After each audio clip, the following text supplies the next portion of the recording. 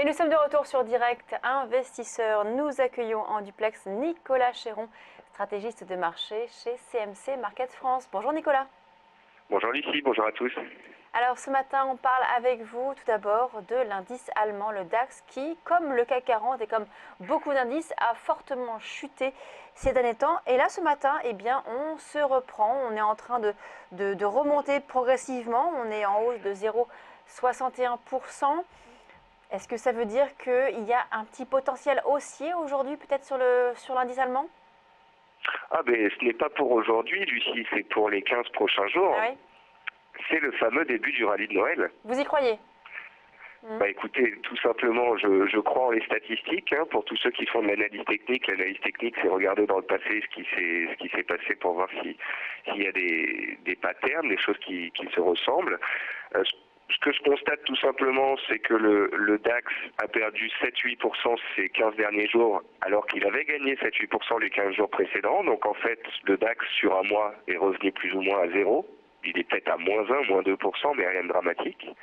Le DAX est toujours en hausse depuis début d'année, le DAX est toujours en tendance haussière, le DAX s'inscrit dans le vert pour cette année 2015.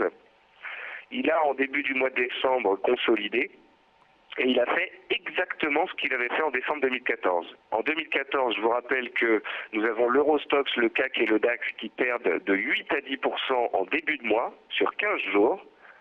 Le point bas est touché le 15 décembre et ensuite on prend 8% à la hausse. Puis 20% de plus début 2015.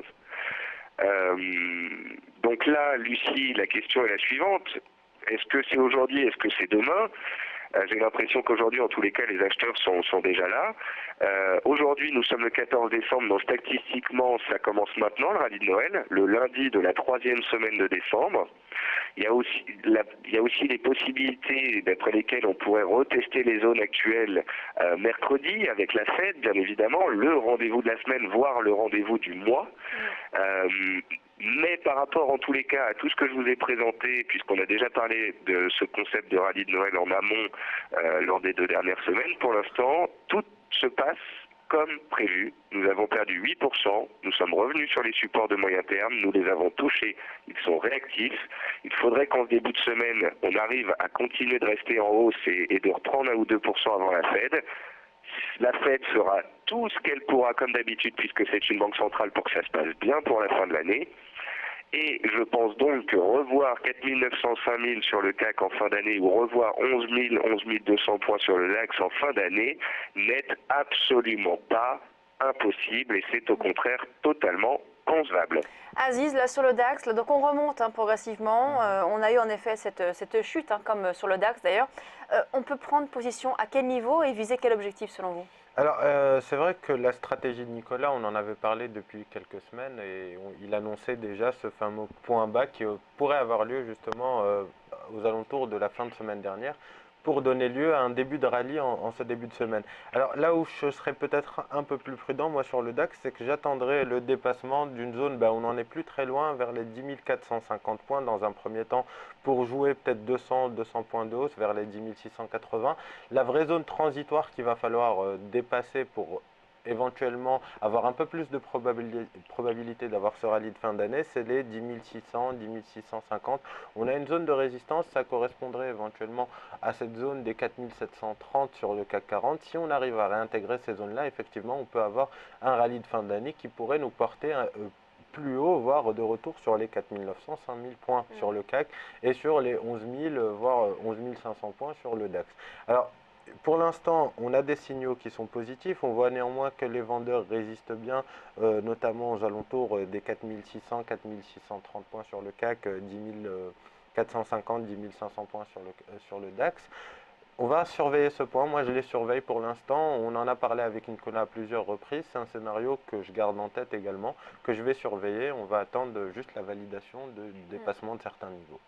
Alors, on a bien compris donc le rallye de fin d'année qui devrait commencer à démarrer, on va dire qui devrait démarrer là en ce moment et donc se poursuivre sur les prochains jours sur les indices européens. On parle maintenant des devises avec vous, Nicolas, notamment le dollar face à la devise russe. Alors, je rappelle quand même Juste pour préciser, l'année dernière, on était en pleine crise russe et le rouble avait fortement, c'était été parti complètement à l'abandon. On en est où aujourd'hui sur cette devise et qu'est-ce qu'on peut faire concrètement sur l'USD rub? Alors effectivement, Lucie, c'est bien de rappeler que au dernier trimestre 2014, le rouble donc a pratiquement été divisé par deux. L'USD rouble, donc sur le graphique, on voit bien, s'était envolé fin 2014, crise russe, chute du pétrole. Ce qui s'est passé cette année, c'est qu'à chaque mouvement haussier du pétrole, eh bien l'USD rouble était redescendu. Et donc, à chaque fois que le pétrole est reparti à la baisse, l'USD rouble est revenu vers ses résistances. Alors, ce que je trouve intéressant de voir sur l'USD rouble, c'est qu'on est actuellement sous résistance, sous le niveau où les vendeurs à chaque fois se sont présentés. Alors que le pétrole, lui, inscrit un nouveau plus bas encore ce matin, un nouveau plus bas annuel. Et je trouve ça intéressant parce que je me dis que plus on a parlé du pétrole, plus le pétrole est bas, plus il y a de possibilités pour qu'il y ait un moment où il y ait une réaction des cours sur les plus bas et qu'on rebondisse un petit peu, pas forcément le point bas, hein, le fameux point bas que tout le monde attend, mais ne serait-ce qu'un rebond d'ici la fin de l'année. Et si on avait ça, on pourrait avoir un rebond de l'ensemble du secteur énergétique qui tirerait les indices. Donc voilà, si je vous montre l'USD rouble, c'est parce qu'il y a une opportunité théoriquement sur l'USD rouble. À un moment, si le pétrole réagit, rebondit, alors l'USD rouble échouera sous cette résistance de moyen terme et il y aura un trade potentiellement baissier à faire. Mais c'est aussi un scénario dont je vous parle parce qu'il vient nourrir mes autres scénarios. Si l'USD rouble échoue sous résistance, c'est que le pétrole se reprend. Si le pétrole se reprend, le secteur énergétique se reprend. Et on sait que si le secteur énergétique délaissé depuis 2 semaines se reprend, les indices reprendront tout à la hausse. D'accord, donc ça confirme donc ce que vous dites tout à l'heure sur le rallye de fin d'année. Un mot maintenant sur une autre paire, c'est l'AUD-USD, donc le dollar australien face au dollar. Quel est le potentiel sur la paire?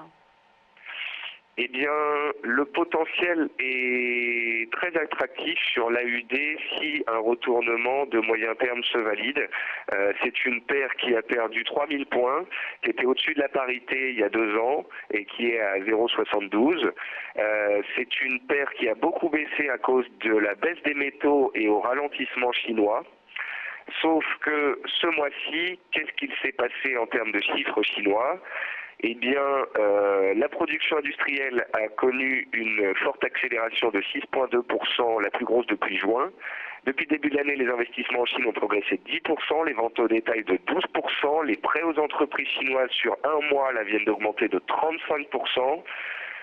Tout ça, ça veut dire quoi? Ça veut dire que si la Chine se reprend, l'Australie se reprendra. Si l'Australie se reprend, sa monnaie en profitera. Ce n'est pas encore le cas. La monnaie est juste passée de baissière à neutre.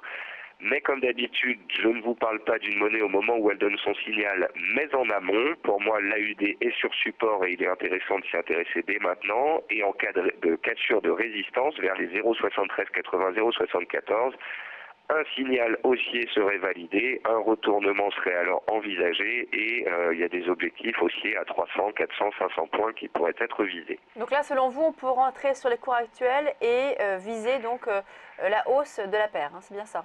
Alors c'est toujours la même chose, je pense que quelqu'un d'agressif qui veut anticiper un scénario, qui veut jouer le scénario de la reprise chinoise via l'AUD et s'y intéressera dès maintenant puisqu'on est sur support à 0,7180, 0,72.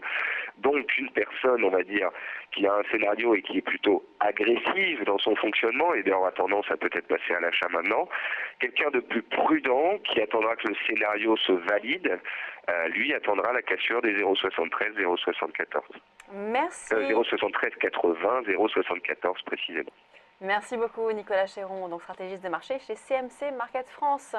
On passe à la suite de Direct Investisseur dans quelques instants. Benoît Rousseau dans Lille. À tout de suite.